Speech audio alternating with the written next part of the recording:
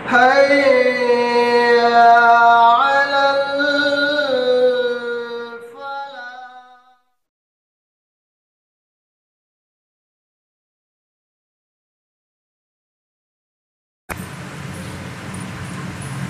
بسم الله والصلاة والسلام على رسول الله وبعد. سمعت أبا موسى رضي الله عنه مرارا يقول قال رسول الله صلى الله عليه وسلم إذا مرض العبد أو سافر كتب له مثل ما كان يعمل مقيما صحيحا. رواه البخاری. امام بخاری رحمۃ اللہ علیہ نے اپنی کتاب صحیح بخاری میں اس روایت کو نقل فرمایا. حدیث کے راوی حضرت ابو موسیٰ رضی اللہ تعالی عنہ فرماتے ہیں کہ اللہ کے رسول صلی اللہ علیہ وسلم نے ارشاد فرمایا کہ جب بندہ بیمار ہوتا ہے یا سفر پر ہوتا ہے کتب لہ مثل ما کان یعمل مقیما صحیحا، تو اس کے نام اعمال میں وہ نیکی لکھی جاتی ہے جس سے وہ اقامت میں یا صحت کی حالت میں کرتا ہے.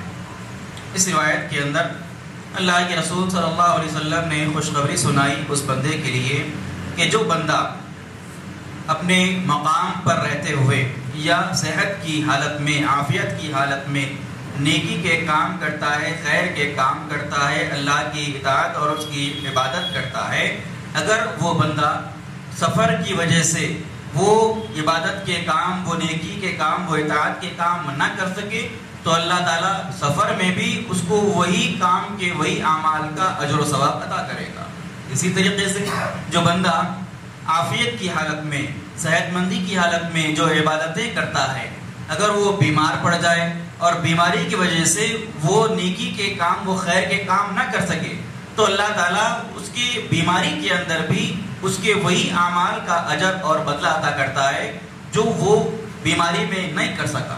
یہ اللہ رب العالمین کا بندوں پر احسان ہے، اللہ کا اکرام ہے، اللہ رب العالمین کی نعمت ہے بندوں پر.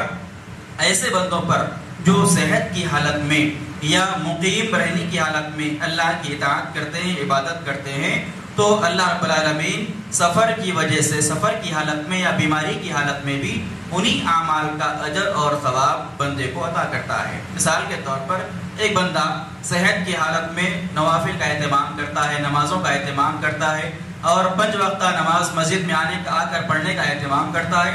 اگر وہ بیمار پڑ جائے، مسجد میں آ کر 5 وقت کی نماز ادا نہ کر سکے، ویسے ہی گھر میں نماز ادا کر لے تو اللہ رب العالمین گھر میں نماز ادا کرنے کے باوجود اس کو مسجد میں آ کر باجماعت نماز ادا کرنے کا اجر اور ثواب عطا کرے گا. اسی طریقے سے جو بندہ نوافل کا اہتمام کرتا ہے، سنتوں کا اہتمام کرتا ہے، بیماری کی وجہ سے یا سفر کی وجہ سے وہ نوافل اور سنتیں نہ پڑھ سکے، اس کے باوجود اللہ تعالیٰ اس کو ان نوافل کے پڑھنے کا، سنتوں کے پڑھنے کا اجر اور ثواب دیتا رہے گا. تو یہ اللہ رب العالمین کا احسان ہے، اللہ کا اکرام ہے بندوں پر. شرط یہ ہے کہ بندہ صحت کی حالت میں، عافیت کی حالت میں بھی اللہ کو یاد رکھے، نیکی اور خیر کے کام کرتا رہے، اللہ کی اطاعت اور عبادتوں کے اندر بندہ لگا رہے. اللہ رب العالمین سے دعا ہے اللہ تعالیٰ آپ تمام کو اللہ کے رسول صلی اللہ علیہ وسلم کی ان تعلیمات کو پڑھنے، سیکھنے، سمجھنے، اس پر عمل کی توفیق عطا فرمائے. آمین. سبحانک اللہم و بحمدک، اشہد ان لا الہ الا انت، استغفرک و اتوب الیک.